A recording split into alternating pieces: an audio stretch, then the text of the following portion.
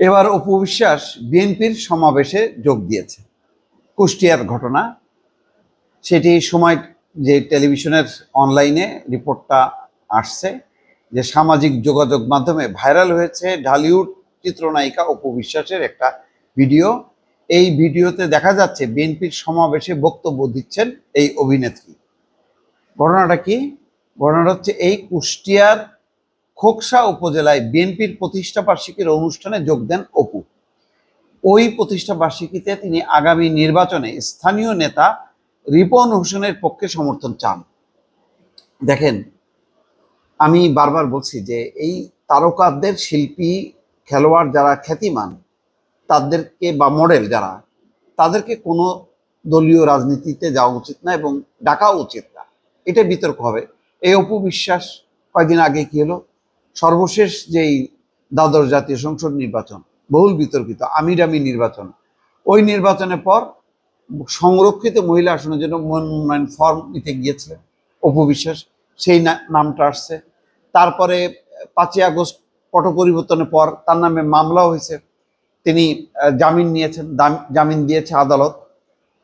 তো এর ফলে তখনই কিন্তু অনেক বিতর্ক, এই যে সাকিব আল হাসান, মাশরাফি, আরো অনেক, এই যে দেখেন আরেকজন মমতাজ, কোকিল কণ্ঠী কারাগারে আছে।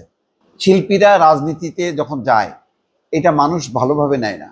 শিল্পীদেরকে দেখতে চায় মানুষ দলমত ঊর্ধ্বে একটা ব্যক্তিত্ব, যাকে সবাই পছন্দ করবে। কিন্তু কোনো একটা দলের যখন যায় কোনো শিল্পী, তখন সে নিজে যেমন বিতর্কিত হয়, ওই দলটাও বিতর্কিত হয়।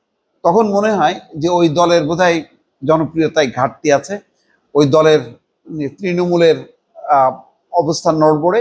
এই জন্য এই সমস্ত তারকাদেরকে দিয়ে দল ভারী করা হয়। এর ফলাফল তো খুবই খারাপ। আজকে এখন পর্যন্ত সাকিব আল হাসান দেশে আসতে পারেন না এবং জাতীয় দলে অংশ নিতে পারে না। মাশরাফি চুপচাপ আছে, ফেরদৌস খবর নাই। বহু শিল্পীর কিন্তু পতন ঘটছে এবং তারা মনে করছিল যে শেখ হাসিনার পতন ঘটবে না, ফলে দলে বলে তারা গেছে।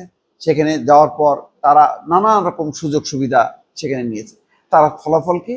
আজকে তাদেরকে মানুষ পছন্দ করে না এবং তারা প্রকাশ্যে বেরোতেও পারে না, এমন একটা অবস্থা। তো অপু বিশ্বাস কিন্তু আবার সেই উল্টা বলা যায় ডিগবাজি মারল। বৃহস্পতিবার জানিপুর সরকারি মাধ্যমিক বিদ্যালয় মাঠে আয়োজিত শোডাউন, ভোজন এবং সাংস্কৃতিক অনুষ্ঠানে অংশ নেন অপু বিশ্বাস। সাংস্কৃতিক অনুষ্ঠানে অপুর সঙ্গে দেখা যায় অভিনেতা নীরব হোসেনকে, ও সাথে আরো একটা নিয়ে গেছে। দেখেন, তাদের উপস্থিতির খবর ছড়িয়ে পড়তেই অনুষ্ঠানে গ্রামবাসীর ভিড় জমতে শুরু করে।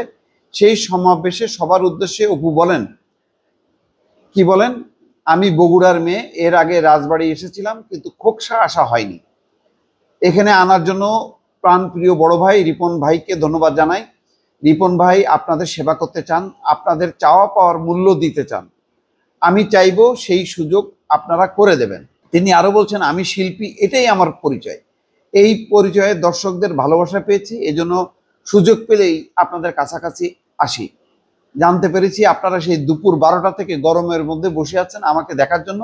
এটা আসলে ভালোবাসার বহিঃপ্রকাশ। আশা করি সবাই বাংলা চলচ্চিত্রের পাশে থাকবেন। কিন্তু এই বক্তৃতা তো এই জায়গায় হলো না। ঠিক, এটা তো একটা দলীয় সমাবেশ। দলীয় সমাবেশে অপু বিশ্বাস কেন গেল, আর দল তাকে কিভাবে অ্যালাউ করলো? তাহলে কি একই ঘটনার পুনরাবৃত্তি?